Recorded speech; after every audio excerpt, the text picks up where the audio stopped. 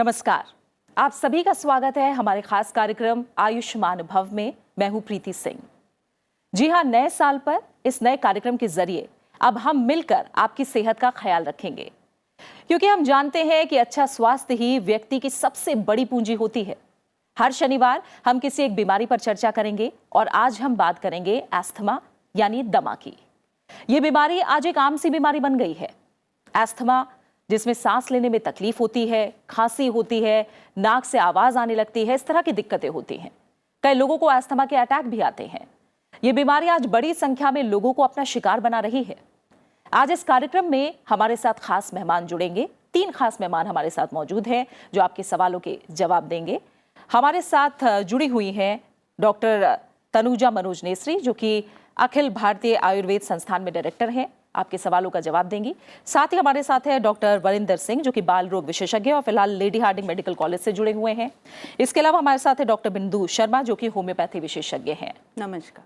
तो ये तीनों चिकित्सा विशेषज्ञ हमारे साथ जुड़े हैं जो आपके सवालों के जवाब देंगे। और आप हमसे फोन लाइन के जरिए जुड़ सकते हैं ताकि आप अपने सवाल सीधे हमारे विशेषज्ञों से पूछें। हमारी फोन लाइन्स आपके लिए खुली हुई हैं। हमारा नंबर है 011-230-94013 यानी 011-230-94013। इसके अलावा एक और नंबर है 011-230-94014। ये 2 फोन नंबर्स हैं जिनके जरिए आप हमसे सवाल पूछिए। इसके अलावा हमारा ईमेल आईडी, ट्विटर और फेसबुक, ये तीनों आईडीज आपके स्क्रीन पर लगातार फ्लैश होते रहेंगे। इसके जरिए भी आप अपने सवाल हम तक पहुंचा सकते हैं। और जिस तरह से हमने आपको बताया कि आज हम अस्थमा यानी दमा की बात कर रहे हैं, आइए सबसे पहले जानते हैं कि क्या है अस्थमा और क्यों आज दमा का दायरा बढ़ रहा है और ये हर उम्र के लोगों को अपना शिकार बना रहा है।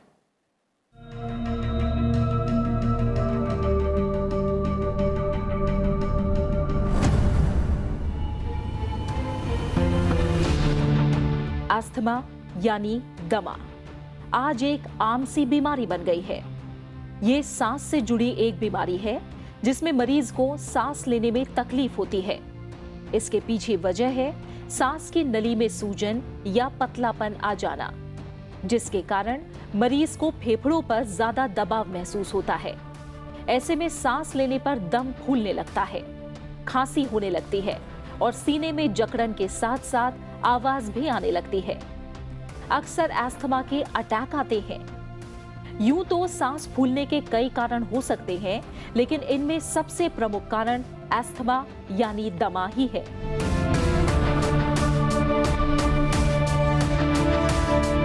अस्थमा किसी भी उम्र में हो सकता है, यानी छोटी उम्र के बच्चों से लेकर बुजुर्गों तक को अस्थमा अपनी चपेट में ले सकता है।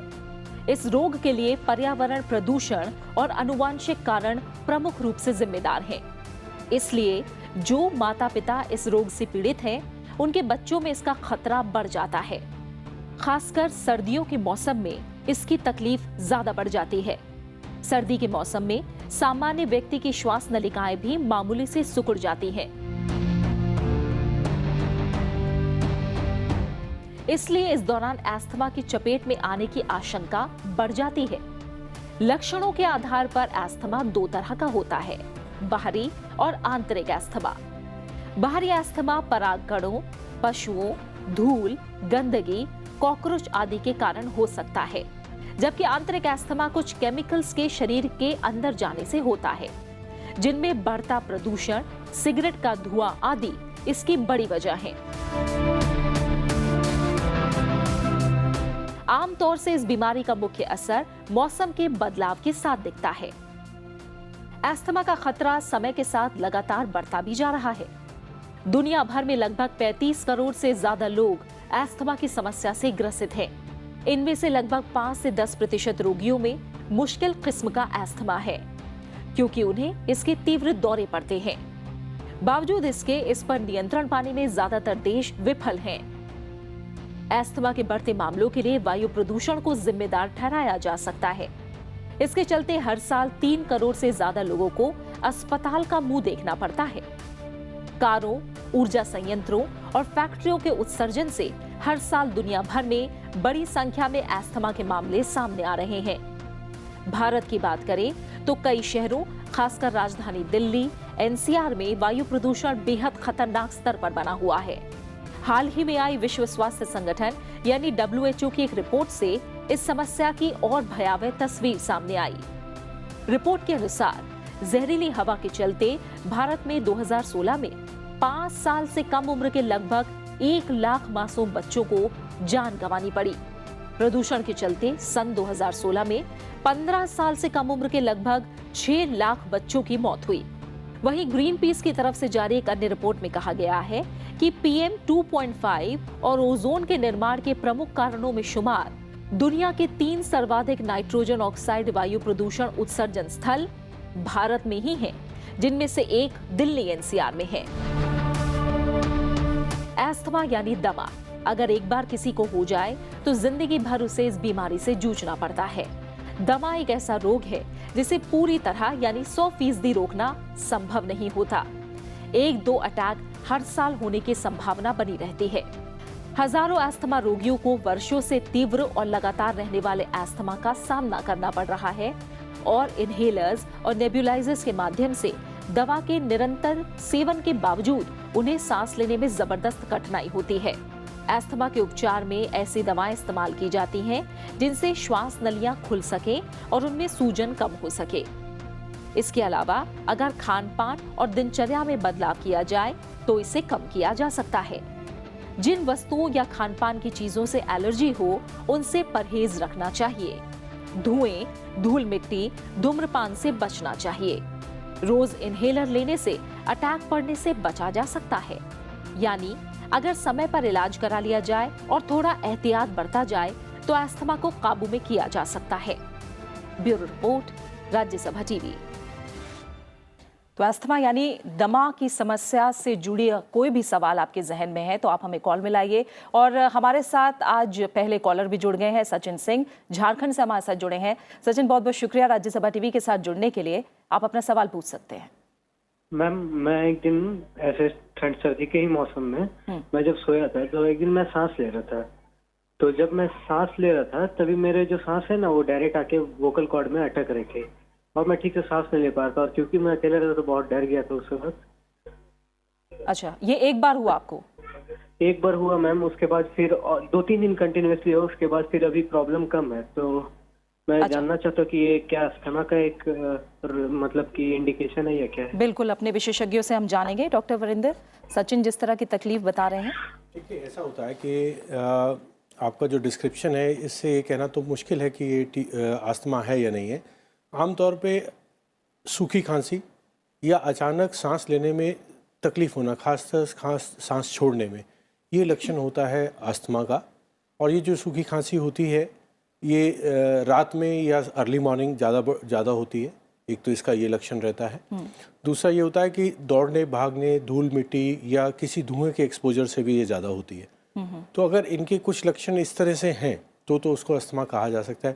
क्योंकि ये जो डिस्क्रिप्शन की मेरे एकदम वोकल कॉर्ड पे जाके ब्रेथ लगा, ये डिस्क्रिप्शन थोड़ा मुश्किल है क्योंकि वोकल कॉर्ड को इन्होंने कैसे परसीव किया कि शायद थोड़ा सा अगर बेहतर ढंग से विदाउट उसमें कोई मेडिकल टर्म्स यूज करें, अपने सिम्टम्स एक्सप्लेन करें तो शायद मेरे लिए आसान होता है। डॉक्टर तनुजा, जिस तरह से बता रहे हैं सर्दियों में 2-3 दिन दिक्कत हुई इन्हें, उसके बाद अब आराम है, तो क्या वजह हो सकती है या क्या एहतियात रखनी चाहिए या किसी तरह के टेस्ट की जरूरत है इन्हें या नहीं, आपको क्या लग रहा है? जैसे कि अभी डॉक्टर साहब ने भी बताया, तो ये डायरेक्ट हम अस्थमा नहीं कह सकते, लेकिन आयुर्वेद में एक कास और श्वास ऐसे कहा, मतलब सूखी खांसी के कारण सर्दी में जैसे ठंड का ठंडा मौसम है तो वो शीतलता के कारण वो संकोच ज़्यादा हुआ होगा और मसल में स्पैज़म आया होगा, उसके ब्रोंकोस्पैज़म हुआ होगा, इसी के कारण उनको जकड़ाहट लगी हुई।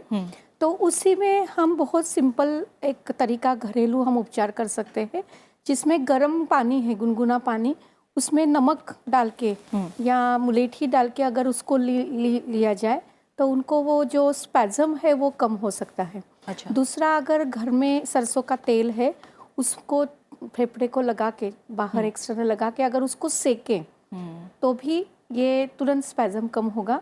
या हम स्टीम इनहेल करें, घर में स्टीम इनहेल कर सकते हैं तो उसी से भी ये स्पैज़म कम होगा।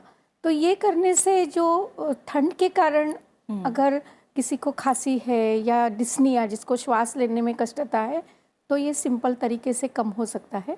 अगर नहीं कम हुआ तो फिर हमें वैद्यकीय सलाह लेनी चाहिए। बिल्कुल।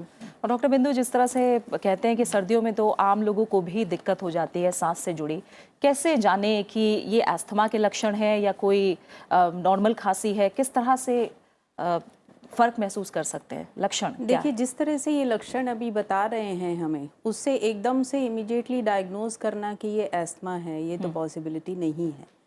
लेकिन जैसे डॉक्टर तनुजा ने अभी बताया कि इनको स्पैज्म हुआ होगा, ठंडी हवा से, एकदम कोल्ड एयर से एकदम से स्पैज्म कई बार इंड्यूस हो जाता है।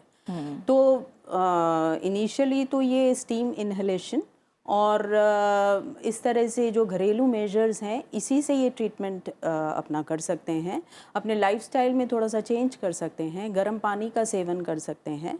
और जो ट्रिगर्स, जैसे अगर इनको ऐसा कुछ लगता है कि कोई ऐसी खास चीज़ खाने से या इनहेल करने से इनको ये ट्रिगर हुआ है, तो उस ट्रिगरिंग फैक्टर को ये अवॉइड करें। डॉक्टर वीरेंद्र, कई बार माना जाता है लोगों में एलर्जी होती है किसी चीज़ से, इसलिए भी खांसी होती है। एलर्जी और अस्थमा या दमा, ये दोनों अलग किस तरह से हैं और क्या ऐसे लक्षण हैं जो होने पर हमें परामर्श लेनी चाहिए और डॉक्टर के पास जाना चाहिए? देखिए, एलर्जी और अस्थमा बहुत गंभीर रूप से आपस में जुड़े हुए हैं, लेकिन ये कहना कि हर अस्थमा एलर्जी से है या हर एलर्जी की वजह से अस्थमा हुआ, ये शायद सही नहीं है। क्योंकि एलर्जी बहुत रूप से आ सकती है। वो आपको फूड एलर्जी हो सकती है, स्किन एलर्जी हो सकती है और सांस में भी हो सकती है। सांस के भी अलग अलग हिस्सों में हो सकती है। कुछ लोगों को नाक और साइनसिस पे ज़्यादा असर होता है, कुछ के एयरवेज पे ज़्यादा असर होता है जो अस्थमा का रूप लेता है। तो इसके एलर्जी से एक लिंक तो है, लेकिन हर मरीज जिसको अस्थमा है उसमें ज़रूरी नहीं है कि एलर्जी मिले या एक ही चीज़ से एलर्जी मिले।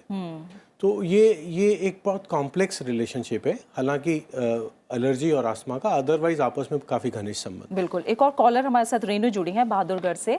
रेनू, शुक्रिया हमें कॉल करने के लिए। पूछिए आप अपना सवाल। Thank you ma'am. मैं रेनू बहादुरगढ़ से हूँ। एक्चुअली मुझे क्या होता है, जब भी वेदर चेंज होता है तो मुझे खांसी की बहुत ज़्यादा इशू होती है। कोई फीवर नहीं आता, कोई कुछ नहीं आता। मैंने कई बार डॉक्टर से ट्रीटमेंट करवाया है, तो मुझे एंटीबायोटिक्स और साथ में स्टीरॉयड, प्रेडनिसोलोन मेरे डॉक्टर एडवाइस। फिर लेकिन हर बार, हर साल जब गर्मी से सर्दी आती है और जब सर्दी से गर्मी आती है, मुझे ये ट्रीटमेंट लेना ही पड़ता है। तो कभी कभी मुझे ये क्वेश्चन मतलब अराइज होता है कि क्या मैं इस चीज़ के एडिक्ट हो गई हूँ, क्या मैं स्टीरॉयड्स के एडिक्ट हो गई हूँ। जैसे सब लोग बताते स्टीरॉयड से काफ़ी हार्म होते हैं, और अगर आप उसके एडिक्ट हो गए हो तो आपकी अपनी लाइफ लॉन्ग ये चीज़ और ज़्यादा बढ़ती जाएगी और आपको और ज़्यादा डैमेज करती जाएगी। तो मैं इस चीज़ से बड़ी घबराहट में हूँ। अच्छा, ठीक है, हम तीनों डॉक्टर से जानेंगे। डॉक्टर वरिंदर, जिस तरह से बता रही हैं, कुछ और एडिशनल आपको जानकारी तो नहीं चाहिए? नहीं, मेरे ख्याल में इनका डिस्क्रिप्शन काफ़ी एप्ट है और जिस तरह से इन्होंने बताया, ये दमा जैसा होने की काफ़ी संभावना है, क्योंकि चेंजिंग सीज़न के साथ और एक पैटर्न जो बता रही हैं वो, और रिस्पांस जैसे बता रही हैं वो दमा जैसा ही लगता है। इसमें दो बातें इन्होंने कही कि इनको हर बार एंटीबायोटिक और स्टेरॉइड्स लेने पड़ते हैं। एंटीबायोटिक की ज़्यादातर जो ज़रूरत नहीं होती। अच्छा। जो स्मोकर्स को कफ बढ़ती है, सीजनल कफ बढ़ती है, उसमें तो बैक्टीरिया का कुछ रोल होता है जिसको हम COPD कहते हैं। जो ये डिस्क्राइब कर रही हैं तो नॉन स्मोकिंग है, यंग है, और इस एज ग्रुप में जिस तरह से वो डिस्क्राइब कर रहे हैं, ये दमे जैसा ज़्यादा लगता है, जो कि वायरल या एलर्जन से या कोल्ड अपने आप एक फिजिकल स्टिमुलस होता है, चेंज ऑफ टेम्परेचर, जिसकी वजह से वो स्टिमुलेट हो सकता है। और इस स्थिति में एंटीबायोटिक का कोई रोल नहीं है। तो इन्हें कोई हर बार एंटीबायोटिक नहीं लेना चाहिए। ज़्यादातर समय अस्थमा के एक्यूट अटैक में एंटीबायोटिक का कोई रोल नहीं होगा। तो अभी आप कुछ सलाह दे पाएंगे क्या करना दूसरी चाहिए? ज़रूरी चीज़ जो इन्होंने पूछी, जो इनकी आशंका है कि मैं स्टेरॉइड्स के एडिक्ट तो नहीं हो रही हूँ, और स्टेरॉइड्स एक बहुत इंपॉर्टेंट हिस्सा है हमारी पैथी में अस्थमा को ट्रीट करने का। लेकिन अगर कोई चीज़ के साइड इफ़ेक्ट्स हैं तो उसके इफ़ेक्ट्स भी हैं, उसको सही ढंग से अगर इस्तेमाल किया जाए तो साइड इफ़ेक्ट्स को कम किया जा सकता है। तो ये उसमें एक प्रॉपर इनका असेसमेंट होना चाहिए कि इनकी सिवेरिटी कितनी है, और अगर वो सिवेरिटी ज़्यादा है तो अलग तरीके से, जैसे इनहेलर के रूप में जब हम स्टेरॉइड्स यूज़ करते हैं तो उसकी मात्रा बहुत कम हो जाती है, वो शरीर में नहीं जाती। एक्यूट अटैक में बहुत बार सिर्फ इनहेलर से काम नहीं चलता, ओरल लेना पड़ता है। तो लेकिन हमारे पास और मेथड्स होते हैं कि हम ये एक्यूट अटैक होने से प्रिवेंट कर सकें। अगर इनके आइडेंटिफाइड सीजन है, सीज़न शुरू होने से अगर 2 हफ्ता या 4 हफ्ता पहले ये कम मात्रा में दवाई शुरू करके कंट्रोल हासिल कर लेंगे तो वो एक्यूट क्राइसिस नहीं आएंगे। अभी क्या हो रहा है कि आग लग रही है, आग बुझाई जा रही है, लेकिन आग क्यों बार बार लग रही है, उसके लिए क्या करना चाहिए, उस पर इन्होंने सोचा नहीं है। तो इनको उसमें भी देखना चाहिए। और कई बार अस्थमा में एक चीज़ और भी देखी गई है कि जब एक्यूट सिम्टम्स होते हैं उनको तो हम याद रखते हैं, बीच में सिम्टम्स बहुत माइल्ड हो जाते हैं कि थोड़ा आप तेज़ चले, खांसे तो हल्की सी खांसी हुई, या दौड़ने भागने से थोड़ी बहुत खांसी हुई, या हल्की वैसे ही खांसी हुई जिसको आपने, चूंकि आपका सांस नहीं फूल रहा, आप परेशान नहीं हो रहे, तो आप उसकी गिनती में नहीं रखते। लेकिन इसका मतलब तो ये है कि आपकी बैकग्राउंड में एयरवे में इन्फ्लेमेशन चल रही है। उस स्थिति में सिर्फ एपिसोडिक ट्रीटमेंट करना कि जब आपको ज़्यादा सिम्टम हुए आपने दवा ली और वैसे नहीं ली, वो सही तरीका नहीं है। बिल्कुल। तो इनको एक विशेषज्ञ से मिलके पहले एक असेसमेंट कराना चाहिए कि सिवेरिटी कितनी है, और सिवेरिटी के हिसाब से टेलर मेड ट्रीटमेंट। बिल्कुल। हमारे साथ एक और कॉलर है, अमरावती से किरण जुड़े हैं हमारे साथ। किरण, आप अपना सवाल पूछ सकते हैं। बहुत बहुत शुक्रिया कॉल करने के लिए हमें। सवाल पूछिए।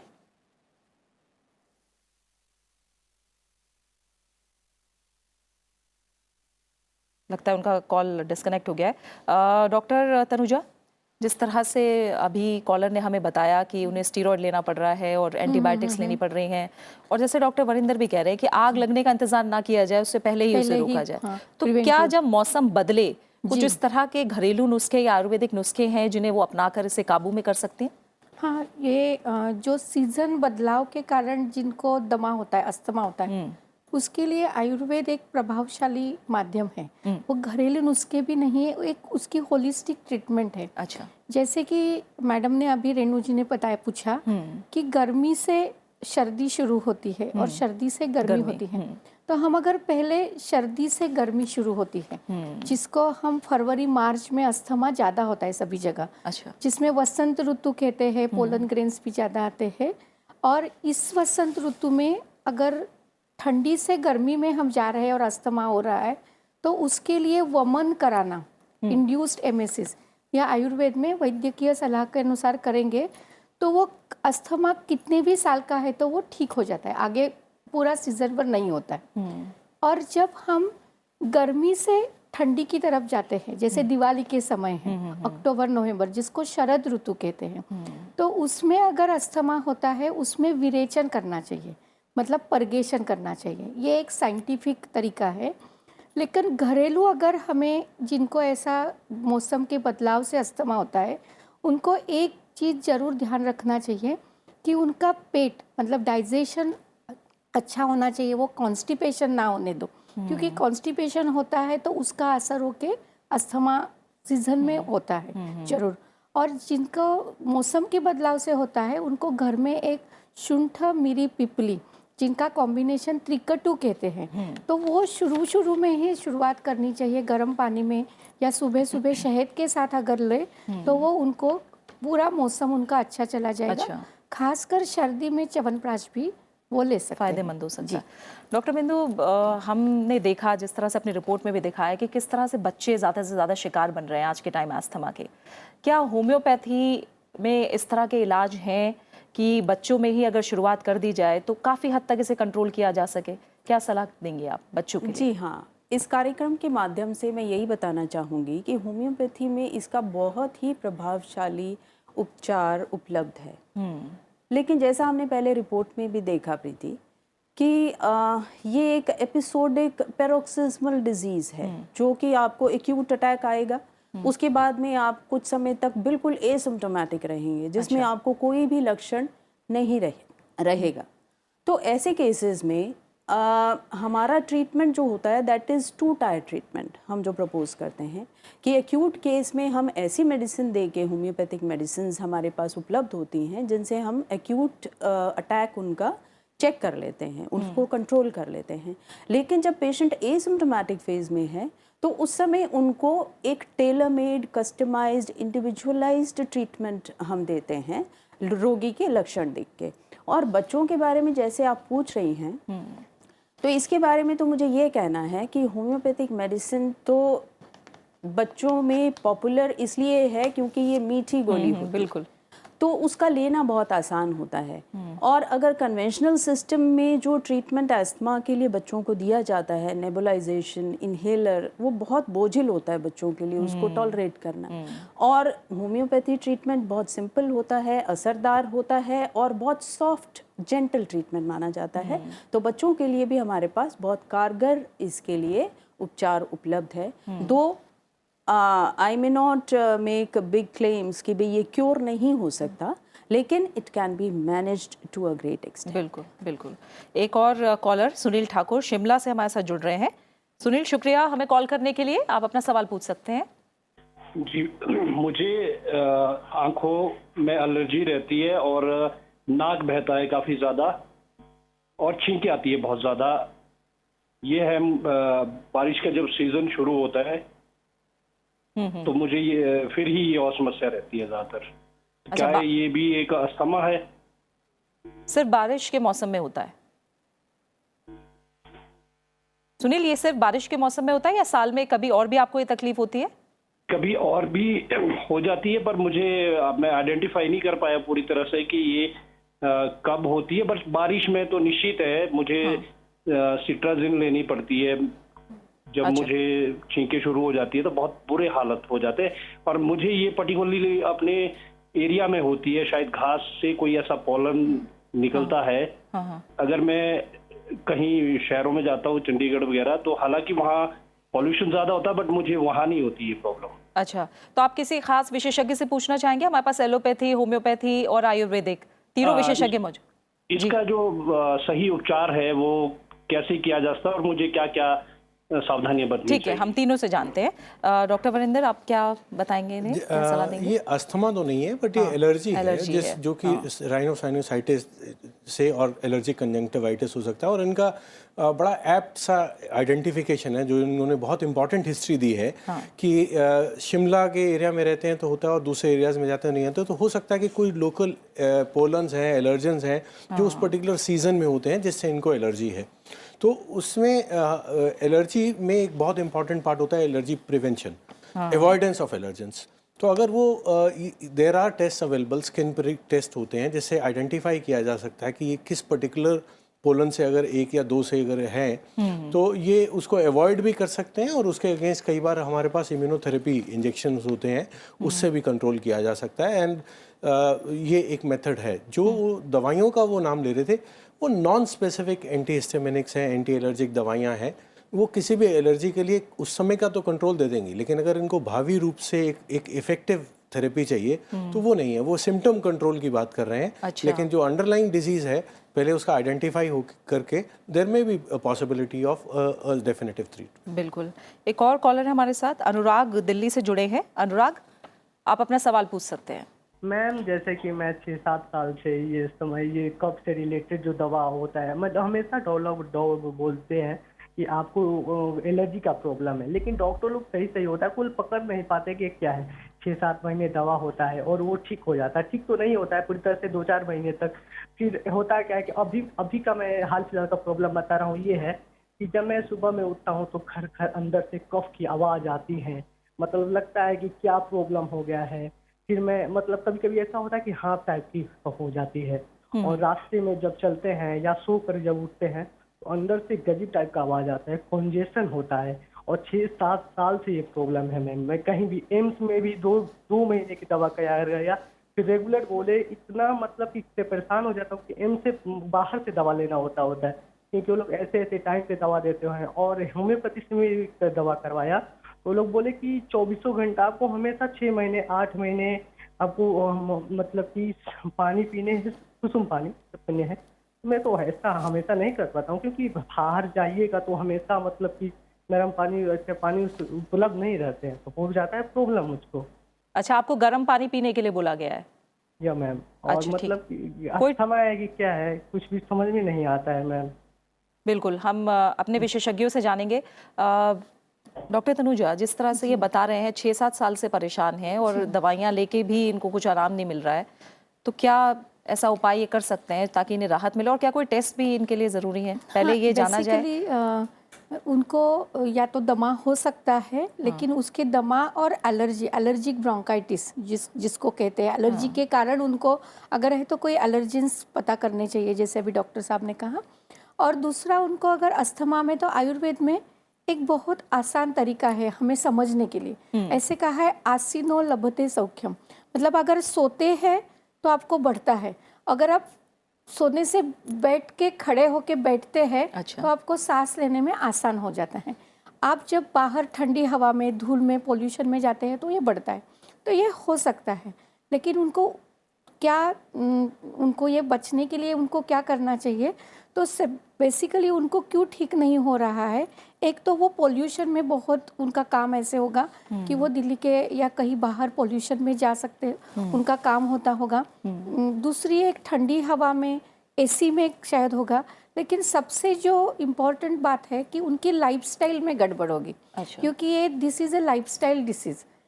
अगर हमें अपने खुद की लाइफस्टाइल ठीक करेंगे, इनमें सबसे इम्पोर्टेंट तरीका कि ये बोल रहे हैं कि उनको सुबह उठते हैं तो ज़्यादा होता है, तो उनको रात का खाना जल्दी खाना चाहिए। मतलब सूर्योदय के, सूर्यास्त के बाद अगर वो खाना खाते हैं तो खाना खाने के बाद 2-3 घंटे के बाद ही सोते हैं। हम अगर रात का खाना लेट खाए और जल्दी सो गए तो उसका म्यूकस ज़्यादा बनता है, कब बनता है, और सुबह वो तकलीफ करता है।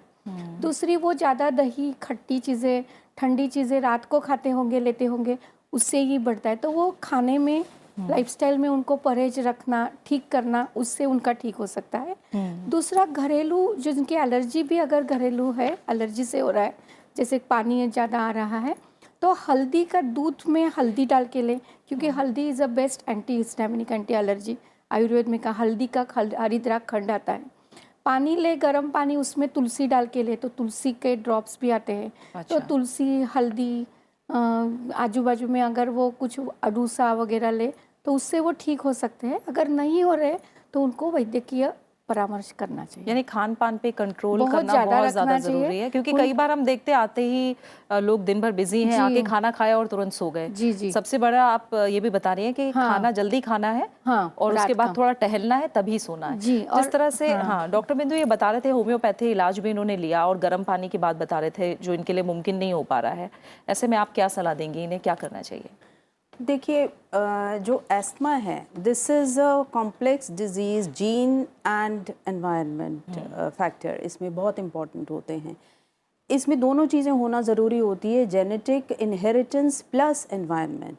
अकेले एयर पोल्यूशन से या अकेले स्मोकिंग से या अकेले किसी भी ट्रिगरिंग फैक्टर से एस्थमा तब तक नहीं होगा जब तक जेनेटिक प्रीडिस्पोजिशन नहीं होगी। तो हमारा जो अप्रोच होता है ट्रीट करने का, वो यही होता है कि पेशेंट का एक्यूट अटैक हम किसी तरह से कंट्रोल करें, एंड देन इनको इंडिविजुअलाइज्ड ट्रीटमेंट एसिम्प्टोमेटिक फेज में दिया जाए।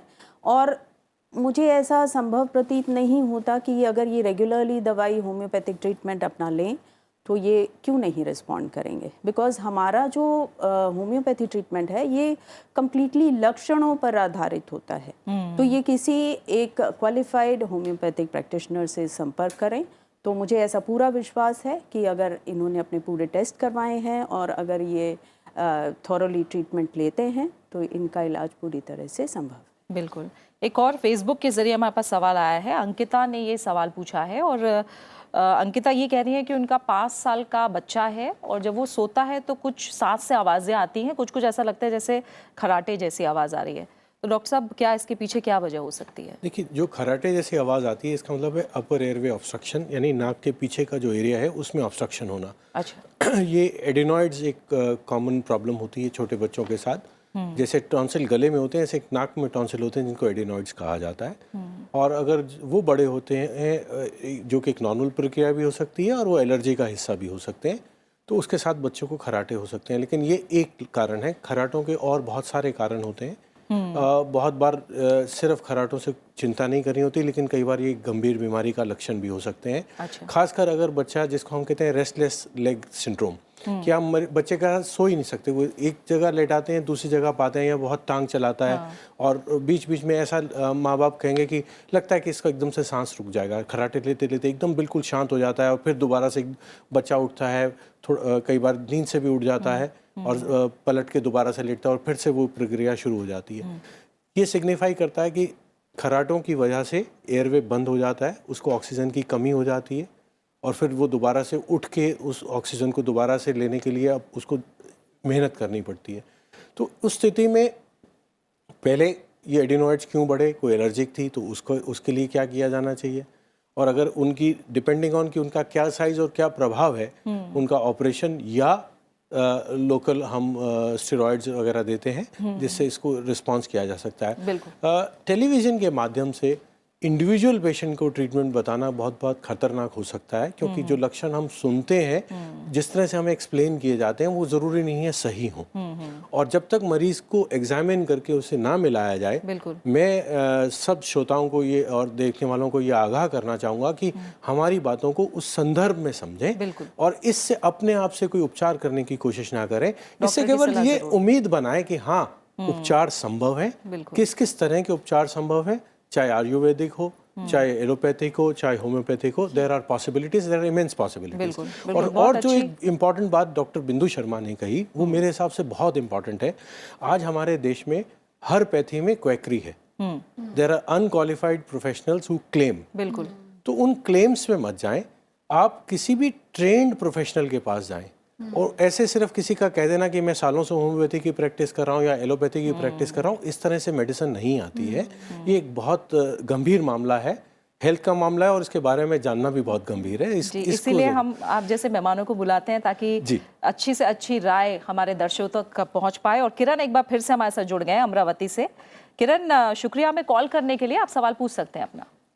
हाँ, तो मुझे अस्थमा है, मुझे बचपन में पता चल गया था, बताया गया था डॉक्टर से। तो उन्होंने मुझे तब दूध पीने के लिए मना किया था। तो वहाँ पे प्रॉब्लम ये हुआ था कि अभी जैसे मैं बड़ा हुआ तो मुझे बोन डेंसिटी और चलने फिरने में काफ़ी तकलीफ होती है, फिर भी मैं काफ़ी चीज़ें अच्छे से कर लेता हूँ। तो मुझे मेरा असली सवाल है कि क्या खाना चाहिए और क्या नहीं खाना चाहिए अस्थमा के। अभी उम्र आपकी क्या है किरण? हेलो, अभी आपकी उम्र कितनी है? अभी मैं 21 हूँ। जी बिल्कुल। डॉक्टर तनुजा, दूध इनको मना किया गया, आपने अभी बोला कि हल्दी मिलाकर दूध पी सकते हैं, तो आप खान पान के लिए क्या राय देंगे? जरूर। सबसे पहले तो मैं जो डॉक्टर साहब ने अभी कहा, तो आयुर्वेद में भी कोई एक मेडिसिन जैसे हल्दी तुलसी है और उससे अस्थमा ठीक हो गया, ऐसे नहीं है। It is a holistic science. तो जो साइंटिफिक अगर हमें ठीक करना है साइंटिफिकली, तो उनमें खान पान है, पंचकर्म है, योग है और इंटरनल मेडिसिन है। तो उनका दोष देखते हुए किसके कारण उनको हुआ है, ये देखते हुए हम उनको पंचकर्म भी कहेंगे, मेडिसिन भी देंगे और खान पान भी बताएंगे। लेकिन मोटे तौर पे जो अस्थमा होता है, जिसको दमा तमक श्वास कहते हैं, ये कफ और वात दोनों एक साथ होने से होती हैं। तो केवल दूध ले और दूध मना करे ये गलत है। लेकिन दूध कफ करता है, म्यूकस बढ़ाता है, एलर्जी करता है कई बार, जिनको अगर लैक्टोजेन इंटॉलरेंस है तो होता है। लेकिन अगर दूध में अगर हम ड्राई जिंजर डालें, सौंठ डालें या हल्दी डालें, तो वो कफ को नहीं बढ़ाएगा, यानी उसकी तासीर बदल देगा। हाँ, वो ठंडा होता है। तो अगर अब हल्दी सौंठ डाल के ले, गरम करके ले, ठंडा ही ना ले, गुनगुना गरम करके ले, तो वो उतना नुकसानकारक नहीं होगा।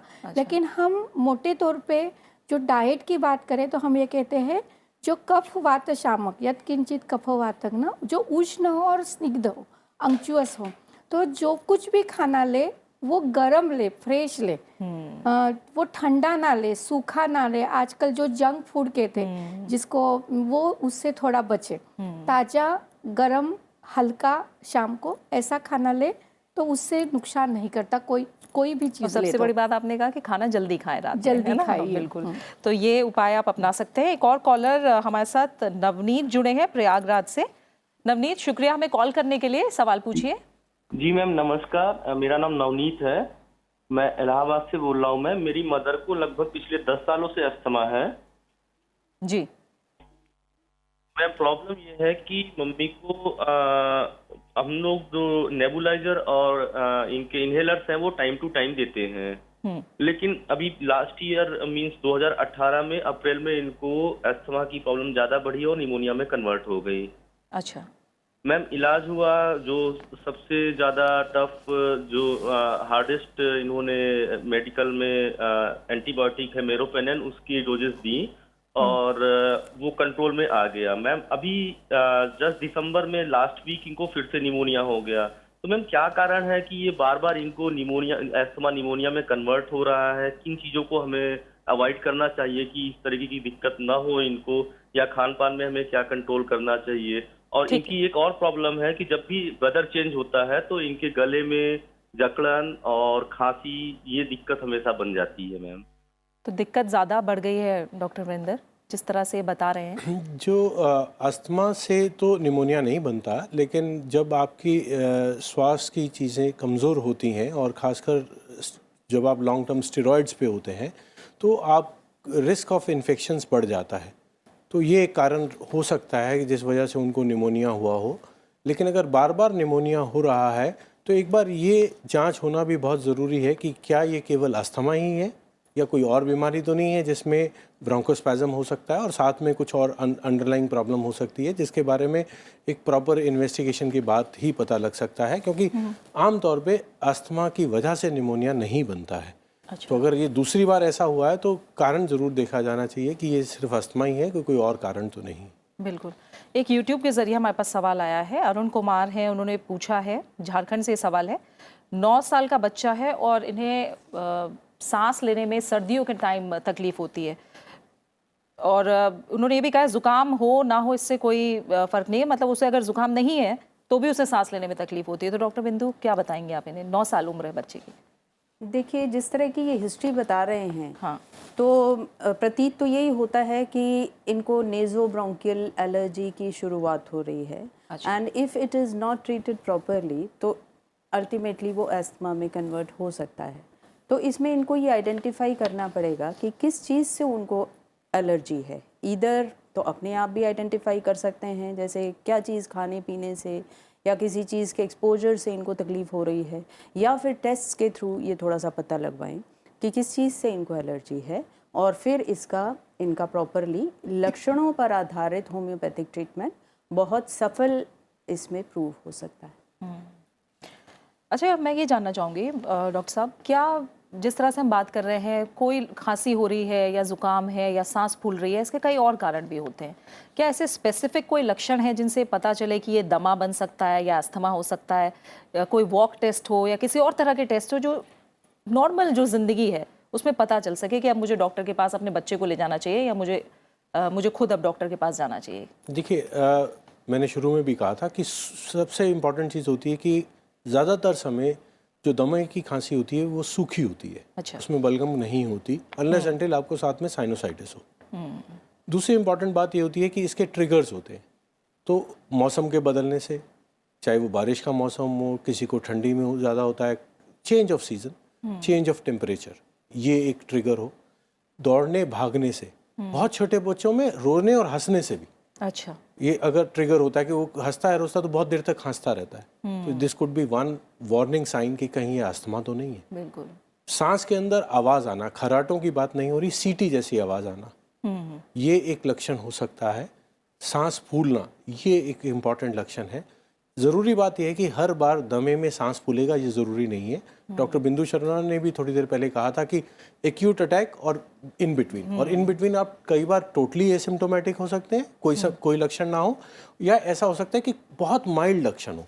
और चूंकि हमें आदत बहुत ज़्यादा लक्षण की होती है तो हम उनको इग्नोर कर देते हैं, जो नहीं करना चाहिए। जो नहीं करना चाहिए, जो बताता है कि हाँ, और कई बार वो बच्चे भी नहीं बताते कि जी मैं स्कूल में, उससे पूछेंगे आप स्कूल में खेलते हैं कि नहीं, मैं नहीं खेलता हूँ, या मैं ऐसा खेल खेलता हूँ जिसमें मुझे तेज ना भागना पड़े। हाँ। तो आप उससे पूछेंगे दूसरे बच्चों से हरा सकते हो या तेज भाग सकते हो, तो वो कहेगा हाँ मैं कोशिश करता हूँ, तो उस समय फिर मेरा या सांस फूल जाता है या खांसी होती है। तो बड़े बच्चे ये बता पाते हैं। तो सांस फूलना, लगा खांसी एक बहुत कॉमन लक्षण है। आजकल के मौसम में तो खांसी जुकाम सबको लगा रहता है, लेकिन खांसी आपकी नॉर्मल जो वायरल होता है ये 7 से 10 दिन में सबको खत्म हो जाता है। लेकिन आपकी खांसी वायरल होने के बाद 10 दिन से आगे भी चले जा रही है, तो ये एक लक्षण हो सकता है कि आपको ये वायरसेस ने प्रेसिपिटेट किया है और आपको अस्थमा है। बिल्कुल। तो ऐसी सिंपल चीज़ें हैं जिससे हम जिन्हें अवॉइड अंदेशा नहीं लगा करना चाहिए। बिल्कुल। विजय कुमार कोलकाता से हमारे साथ जुड़े हैं। विजय, शुक्रिया राज्यसभा टीवी में हमें कॉल करने के लिए। सवाल पूछिए आप। मैम 2 साल पहले डॉक्टर ने मेरे वाइफ को अस्थमा डिक्लेयर किया और प्रेजेंट में भी 2 मेडिसिन वो ले रही हैं, एक सिम्बिकॉट टर्बोहेलर और एक मोन्टेक एलसी। फिर भी बीच बीच में उनको छींक काफ़ी ज़्यादा हो रहा है तो वो मोन्टेक एलसी लेती हैं, लेकिन हम लोग अभी फर्स्ट इशू के लिए प्लानिंग कर रहे हैं, तो ये अस्थमा किस तरह डिस्टर्ब करेगा हम लोग को? क्योंकि एक बहुत बड़ा कारण डॉक्टर साहब कहा जाता है अनुवांशिक कारण होता है। अब क्योंकि वाइफ को है तो किस तरह से वो कंट्रोल किया जा सकता है और बच्चे पर भी, होने वाले बच्चे पर इसका असर ना आए, तो किस तरह से ये जीवन शैली में बदलाव करें या फिर दवाइयाँ लें, क्या राय क्या देंगे आप इन्हें? देखिए, ये मदर का डिजीज कंट्रोल होना, to be in good health during pregnancy, ये तो जाहिर है कि ये ऑब्वियस ही चीज़ है, इसकी ज़रूरत है। क्या उस कंट्रोल से बच्चे में, आने वाले बच्चे में उसका असर खत्म हो जाएगा? नहीं, ऐसा कुछ नहीं होगा। क्योंकि वो तो एक जेनेटिक मेकअप है, इरेस्पेक्टिव ऑफ सिम्टम्स वो ट्रांसफ़र होगा। क्या वो 100% होता है? नहीं। क्या हर बच्चे में होगा? नहीं। क्या कोई तरीका है संभव जिससे हम इसको रोक सकते हैं? तो कुछ चीज़ें हैं जिसको लाइफस्टाइल चेंजेस कर सकते हैं कि अगर आइडेंटिफाइड एलर्जेंस हैं जिसकी वजह से माँ को ये तकलीफ होती है तो उन एलर्जेंस को अवॉइड करना। और इसके अलावा प्रोलॉन्ग ब्रेस्ट फीडिंग, खासकर माँ को, शिशु को अपना दूध पिलाना, ये बहुत इंपॉर्टेंट चीज़ होती है। कई बार जल्दी से ऊपर का दूध पिलाना शुरू कर देते हैं, तो वो नहीं करना चाहिए, because mother's milk is protective in many ways including for asthma and allergies. तो ये कुछ चीज़ें हैं जिनका वो ध्यान रख सकते हैं, but I am sure allopathy में हो सकता है कुछ और क्या तरीके। बताएंगी अभी किस तरह की हिदायत इन्हें बरतनी चाहिए, खासकर खान पान को लेकर, लाइफस्टाइल को लेकर? उनको सबसे ज़्यादा मतलब मेडिसिन के साथ साथ अगर वो लाइफस्टाइल, अच्छी लाइफस्टाइल की जोड़ दे तो उनका वो जल्दी कंट्रोल में आ जाएगा, क्योंकि it is a value addition. तो जैसे हमने कहा कि वो समय समय पे खाना खाना, that is more important. Gases वाली, जिनसे वातकारक ऐसा गैस हो, भारी खाना, वो उनको उससे परहेज रखना चाहिए, नहीं लेना चाहिए। कॉन्स्टिपेशन हो तो वो ट्रिगरिंग फैक्टर है, जैसे कई सारे ट्रिगरिंग फैक्टर है, तो that is the major triggering factor, तो उसमें ध्यान रखना चाहिए। लेकिन जो कफ और वात कम करे, ऐसे हमेशा बोले, जैसे स्पाइसेस है, हल्की दालचीनी घर में है, या सूंठ मिरी पिपली है जिसको लॉन्ग पेपर कहते हैं, तुलसी, वो कंटिन्यूअस वो अपने खान पान में रखे तो वो जल्दी कंट्रोल हो सकता है। लेकिन सबसे इम्पॉर्टेंट बात जो आयुर्वेद में हम कहते हैं कि जिसको होस्ट मैकेनिज्म, अगर उनको क्योंकि वो मोन्टेक एलसी ले रहे हैं तो कोई एलर्जी से उनको हो रहा है, ऐसा कुछ हमें प्रतीत हो रहा है, तो उनका होस्ट मैकेनिज्म, फेफड़ों की ताकत बढ़ाने वाली दवा जिसको रसायन कहते हैं, इम्यूनोमॉड्यूलेटर्स नेचुरल है आयुर्वेद में, जैसे आंवले का च्यवनप्राश है, तो वो कंटिन्यूअस अगर लगातार वो ले तो जिससे उनका ओवरऑल इम्यूनिटी बढ़े तो वो उनको नेक्स्ट जनरेशन में वो नहीं होगा। बिल्कुल। एक कॉलर और जुड़े हैं, उधम सिंह जयपुर से हमारे साथ जुड़े हैं। उधम सिंह, शुक्रिया हमें कॉल करने के लिए। आप अपना सवाल पूछ सकते हैं। सवाल मैम ये है। जी। हेलो जी, सवाल पूछिए। हेलो, सांस में बदबू आती है, यही है? अच्छा, ठीक है। मतलब सांस में स्मेल आती है, बदबू आती है, इसके पीछे क्या वजह हो सकती है? सांस में बदबू आने के कारण बहुत सारे हो सकते हैं, जो कि दांतों से लेके और साइनसेस तक कहीं भी हो सकते हैं। बिल्कुल। तो अगर दांत में कीड़ा है या as it is dental hygiene अच्छी नहीं है, हम लोग आमतौर पे क्या करते हैं कि सवेरे तो मंजन करते हैं, रात में नहीं करते, जबकि रात का खाना सारा रात हमारे मुंह में सड़ता है। बिल्कुल। तो ये समझना कि दोनों समय मंजन करना या टूथपेस्ट करना ज़्यादा ज़रूरी है, सिर्फ सुबह नहीं। तो ऐसे कुछ चीज़ें हैं जिस वजह से हो सकता है। ओरल हाइजीन हो सकता है, साइनसेस में असर हो सकता है। ये अपने आप में एक आइसोलेटेड सिम्टम से कहना थोड़ा सा मुश्किल। डॉक्टर तनुजा, कई सारे आयुर्वेदिक कई लोग लौंग, इलायची दांत के नीचे रखते हैं, स्मेल आए, तो आप क्या बताएंगी इन्हें? हाँ, वो इलायची सुबह के अगर वो उनको सांस में बदबू आ रही है तो शुरुआत इलायची से करनी चाहिए। कि जो वो जिसको हम पायोरिया, क्योंकि जो पस जिसको फॉर्म होता है, तो वो भी एंटी माइक्रोबियल है इलायची, तो इलायची से शुरुआत करनी चाहिए। एक दूसरा है जो लौंग, आपने कहा दालचीनी भी काम करती है, और एक कंकोल नाम की एक मेडिसिन मतलब हर्ब्स आता है, वो भी ले सकते हैं, लेकिन घरेलू उपचार इलायची है वो ले सकते हैं। डॉक्टर बिंदु, जिस तरह से बच्चों में अस्थमा की बात है और अभी एक कॉलर ने भी कहा कि उन्हें डर है कि क्योंकि उनकी वाइफ को अस्थमा है, कहीं बच्चे में भी ऐसा ना हो। बच्चे में किस उम्र से, यानी कितनी जल्दी, अगर हम होम्योपैथी इलाज की भी बात करें तो कितनी जल्दी किस उम्र से इलाज शुरू किया जा सकता है अगर माँ बाप में अस्थमा के लक्षण है या अस्थमा है तो? देखिए, अस्थमा 6 महीने के बच्चे से लेकर के और 60 साल की 70-80 साल तक की उम्र में कभी भी हो सकता है, तो बचपन में ये कभी भी हो सकता है। तो जैसे ही बच्चों में, अगर 6 महीने के बच्चे में, साल के बच्चे में उनको अगर लक्षण ऐसे दिखाई देते हैं, नहीं, मैं यही समझना चाह रही थी कि लक्षण दिखने पे ही इलाज शुरू किया जाए या पहले से भी कोई प्रिकॉशन ले सकते हैं कि माँ बाप को है तो इसलिए हम बच्चे में पहले से कोई इलाज शुरू कर दें, जैसे या लक्षण डॉक्टर साहब ने बताया हाँ कि ऐसा ज़रूरी नहीं है कि अगर माँ बाप में है तो 100% सभी बच्चों में अस्थमा के लक्षण होंगे। किसी बच्चे में हो सकता है, किसी बच्चे में नहीं हो सकता। 2 बच्चे हैं तो एक में हो सकता है, एक को नहीं हो सकता। तो जब तक लक्षण सामने नहीं आएंगे तो आप ट्रीटमेंट कमेंस नहीं कर सकते। अस्थमा के लिए एज सच आप ट्रीटमेंट कोई भी कमेंस नहीं कर सकते जब तक आप कोई उसमें लक्षण नहीं पाए। बिल्कुल। राहुल, एक कॉलर जुड़े हैं झारखंड से हमारे साथ। राहुल, शुक्रिया हमें कॉल करने के लिए। सवाल पूछिए आप। जी, मेरा सवाल यह है कि जैसे ट्रिगरिंग फैक्टर्स बताया जा रहा है, उसमें से एक मेरे लिए जो मुझे लगा है कि मेरा ट्रिगरिंग फैक्टर सनलाइट है, या फिर गर्मियों में बहुत ज़्यादा टेम्परेचर बढ़ जाना, तो पसीने आना, उसमें आँख से बहुत सारा आंसू और आँख में पूरा लालपन आ जाता है और छींकें रुकती नहीं है, लगातार छींकें होती रहती हैं। म्यूकस ज़्यादा नहीं बनता है गर्मियों में, ठंड में कभी कभी बनता है। तो ऐसा क्या किया जाए कि ट्रिगरिंग फैक्टर्स को अवॉइड कर पाऊँ, और जब वो छींकें आने लगती है तो ऐसे क्या घरेलू नुस्खे हो सकते हैं कि उनसे तत्काल राहत पा सके? ठीक है, तो ये क्या ये एलर्जी है इन्हें? हाँ। और घरेलू नुस्खे जानना चाह रहे हैं कि जिससे तुरंत काबू किया जा सके, क्या कर सकते हैं? एक तो हरिद्रा खंड, हल्दी, हल्दी और काली मिरी, उसको अगर वो हनी के साथ सुबह सुबह ले तो ये छींके आना उनका बंद होता है, ये हमारा अनुभव है। तो ये एलर्जी को ट्रिगरिंग हम कम कर सकते हैं।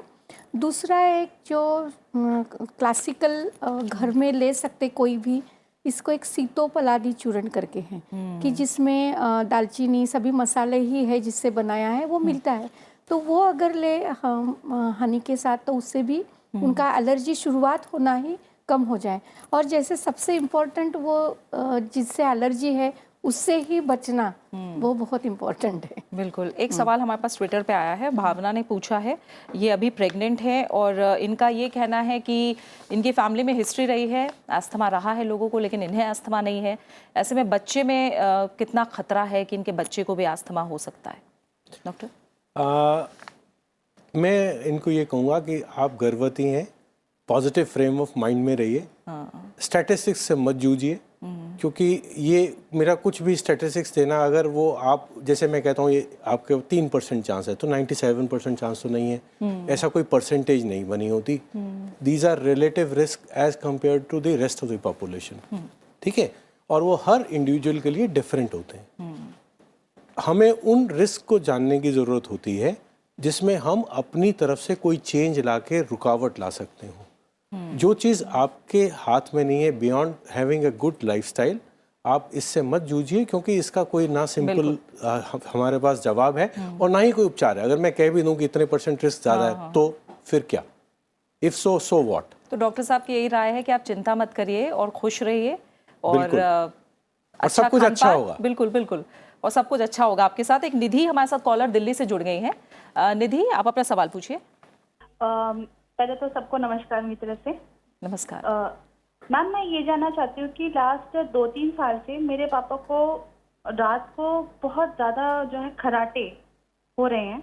उनको एलर्जी है, स्किन एलर्जी है उनको, और वो इसके लिए मेडिसिन लेते हैं। और जब से उन्होंने मेडिसिन शुरू की है, मेरे ख्याल तभी से उनको ये एलर्जी हो रही है और उनका गला बहुत ज़्यादा सूखता है। तो मैं ये जानना चाहती हूँ कि ये अचानक मतलब कैसे हुआ, और अगर ये भी प्रॉब्लम है तो इसका क्या इलाज है? ठीक है जी।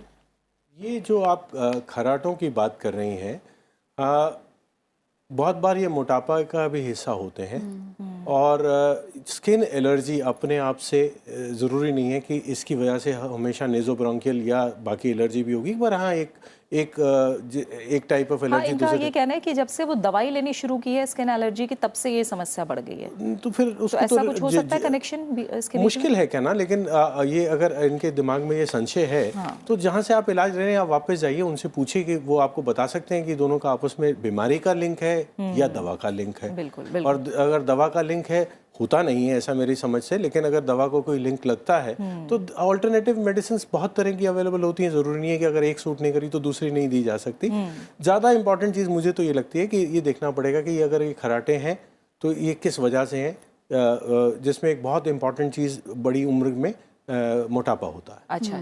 अब मोटापे की बात हुई है तो आखिर में एक कमेंट आप तीनों से जानना चाहूँगी, क्योंकि अस्थमा, दमा, सांस में तकलीफ से जुड़ी बीमारी है और हम जानते हैं कि जब एक्सरसाइज करते हैं, दौड़ते हैं, भागते हैं तो सांस ज़्यादा फूलती है। तो क्या व्यायाम नहीं करना चाहिए या व्यायाम करना बहुत ज़्यादा ज़रूरी है? व्यायाम और अस्थमा में किस तरह का संबंध है और क्या करना चाहिए, कैसे व्यायाम अपनाना चाहिए?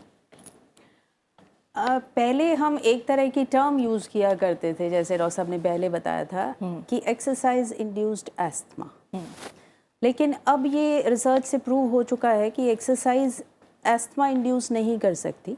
Exercise can induce broncho constriction, यानी कि जो सांस की नलियाँ होती हैं, छोटी छोटी हमारी ब्रोंकियल ट्यूब्स होती हैं अंदर, उसमें स्पैज्म ला सकती हैं।